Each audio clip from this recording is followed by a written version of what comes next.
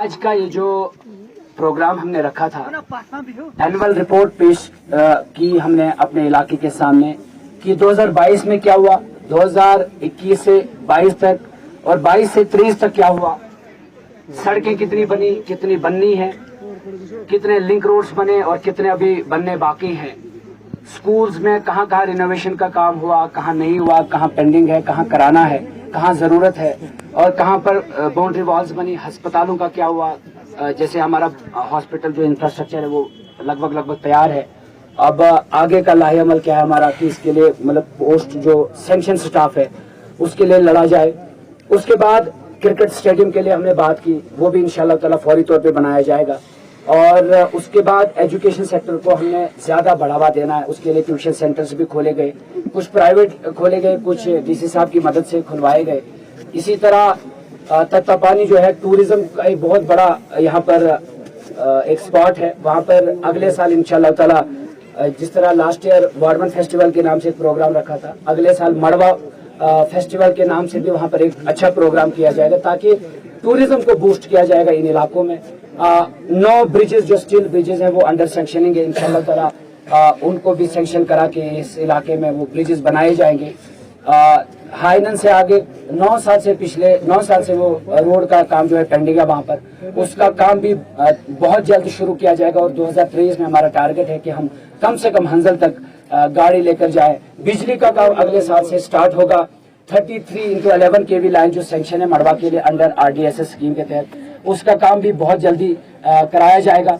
और उसके बाद जो टेली कम्युनिकेशन सिस्टम है लगभग 90% फाइबर का काम मुकम्मल है, जो 10% बाकी है वो आफ्टर विंटर मुकम्मल किया जाएगा। और दक्षिण से अभी उसका काम जारी है, पोल्स के जरिए से फाइबर का काम कराया जा रहा है। उसके बाद 4 टावर्स और बनाए जाएंगे अगले साल मड़वा में। इसी तरह से बाकी जो चीजें हैं, चाहे वो पुलिसिंग की बात है, चाहे वो बाकी इदारों की बात है, डिपार्टमेंट्स को फंक्शनल करना बहुत जरूरी है, लेकिन उसके लिए हमारे पास टेली कम्युनिकेशन का होना बहुत जरूरी था। और इंटरनेट के बगैर आज डिपार्टमेंट्स मैनुअल वो स्टैंडर्ड पे काम नहीं करते, इंटरनेट की जरूरत है। तो इंशाल्लाह ताला 2023 में उस काम को भी अंजाम दिया जाएगा।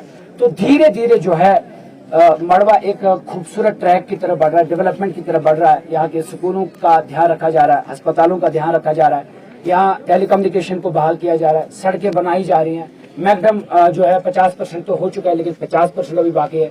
रन्नई रोड का मैकडम और रन्नई से आगे जो रोड है उसका काम लगाया जाएगा अगले साल। इसी तरह डाक बंगलो से आगे जो मैकडम का काम रुका हुआ है उसको भी अगले साल इंशाल्लाह मुकम्मल किया जाएगा।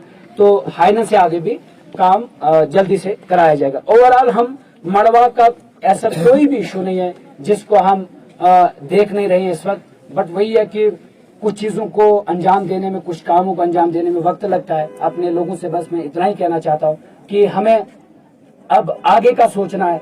एक लीडरशिप को अगर आपने जन्म दिया है तो इसको कायम रखना है। छात्रों, मुगल मैदान, केशवान, बोंसबा के लोग इंतजार में हैं कि एक नौजवान जो मड़वा से उठा है, जिसको मड़वा के लोग और वाड़वन के लोग बेपनाह मोहब्बत करते हैं, वो कब इन इलाकों में आए। इंशाल्लाह ताला हम बहुत जल्द वहां पर भी जाएंगे। और सरूरी साहब ने पिछले 20 साल से वहाँ क्या कारनामे किए हैं उनको मंजर आम पर लाया जाएगा। और वो मैंने सुना कहीं वो वाड़वन में और मड़वा में किसी जगह 2-2 बंडल 3-3 बंडल जो पाइप्स भेजे, तो वहाँ छात्रों के लोग कह रहे हैं कि हमें तो दरिया से पानी लाना पड़ता है। तो वो भी सबके सामने रखा जाएगा कि उनके काले करतूत क्या है। और वो इक्तदार में थे, उनके पास बड़ी बड़ी कुर्सियां थी, उनके पास बड़ी बड़ी हुकूमतें थी। और अगर एक डीडीसी को, एक मंत्री 10 लोगों को पीछे लगा रहा है, इसका मतलब वो हार तस्लीम कर चुके हैं। और नौजवानों से मैं बिलखुसूस कहना चाहता हूँ कि नौजवानों की मुझे बहुत जरूरत है इस वक्त। नौजवानों का जो जुनून में देख रहा हूँ, जो पैशन देख रहा हूँ, वाकई में काबिल तारीफ है। आपके इस हौसला अफजाई की मुझे सख्त जरूरत है।